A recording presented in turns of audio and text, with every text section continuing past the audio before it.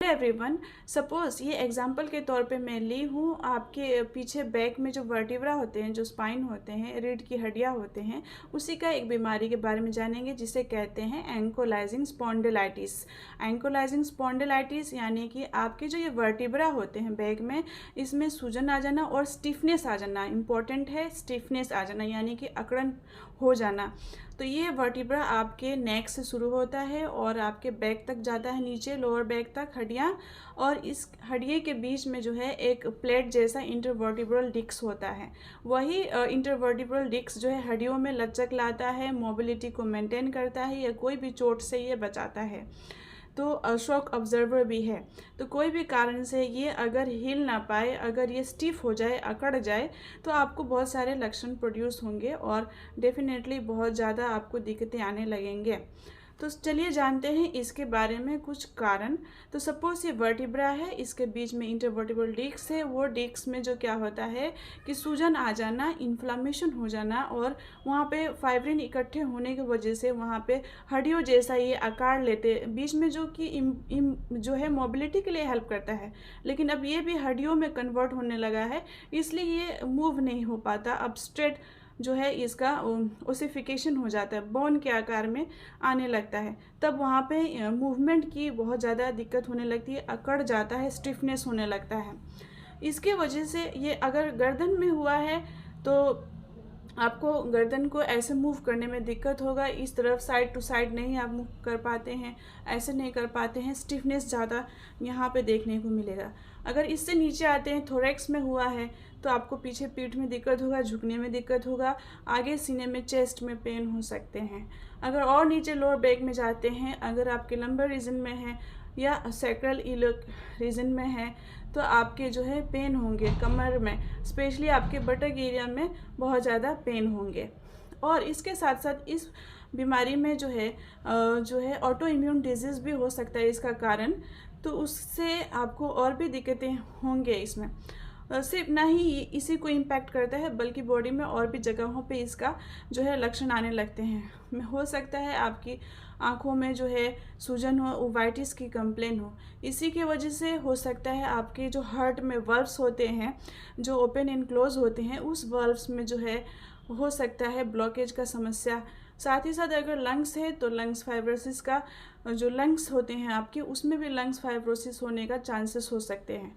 आपके जो पेट के जो प्रॉपर डाइजेशन सिस्टम चलते हैं उसमें भी दिक्कतें आ सकते हैं। हो सकता है इरिटेबल बाउल सिंड्रोम। साथ साथ आपके जो पैरों में जो आपके एंकल हैं उसमें भी सूजन आ सकता है। और ये कुछ इसके लक्षण हैं। अब इसमें हम लोग कुछ जो है डायग्नोसिस जानेंगे, कैसे समझेंगे कि आपको जो है ये सारी दिक्कतें होने लगे हैं।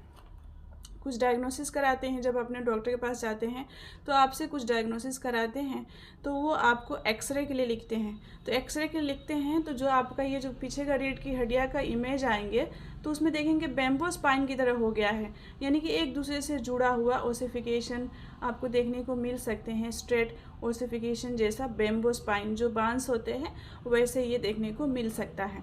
कुछ एमआरआई डायग्नोसिस कराएंगे। सूजन है, इन्फ्लामेशन है और स्टिफनेस है, तो हो सकता है ईएसआर बढ़ा हो, सीआरपी बढ़ा हो, और एक रियूमेटॉइड आर्थराइटिस की भी जो एक्चुअल में ये ऑटो इम्यून डिजीज़ भी हो सकते हैं। सोरियाटिक आर्थराइटिस के कारण भी एक हो सकता है। तो इसमें जो है टेस्ट होता है HLA-B27, वो भी इसमें देखने को मिल सकता है। और आपको एमआरआई कराएंगे तो बोन मैरो में इडेमा देखने को मिल सकते हैं। तो ये सारे इसका डायग्नोसिस है। और एक इम्पॉर्टेंट डायग्नोसिस है, आपके डॉक्टर करते हैं जब आप जाते हैं तो वो डॉक्टर डायग्नोस करते हैं कि लंबर स्पाइन में जो है कहीं स्टिफनेस है, तो उसका एक सोबर टेस्ट होता है जो आपके मेजरमेंट करके निकाला जाता है। सो ये कुछ डायग्नोसिस की बात हुई।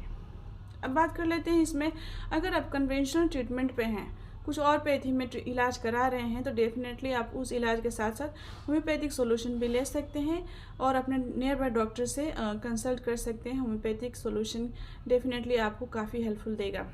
सबसे पहले बात कर लेते हैं, अगर आप कभी इंजरी हुआ हो, गिरे हुए हैं, कहीं पे गिर गए, चोट लग गई, उसके बाद से आपको स्टिफनेस की समस्या आ रही है तो सिकुटा विरोसा काफ़ी हेल्प करेगा।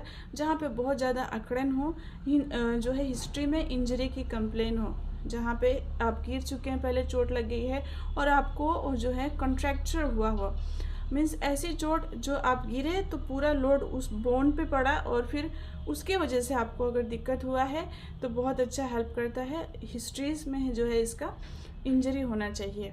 स्टिफनेस, हेड नेक स्टिफ हो गया है, आपको चेस्ट में पेन हो रहे हैं, इरिटेबल बाउल सिंड्रोम की भी समस्या है और आपको हेडेक होते हैं, डेफिनेटली सिकुटा आप 30 पोटेंसी से स्टार्ट कर सकते हैं।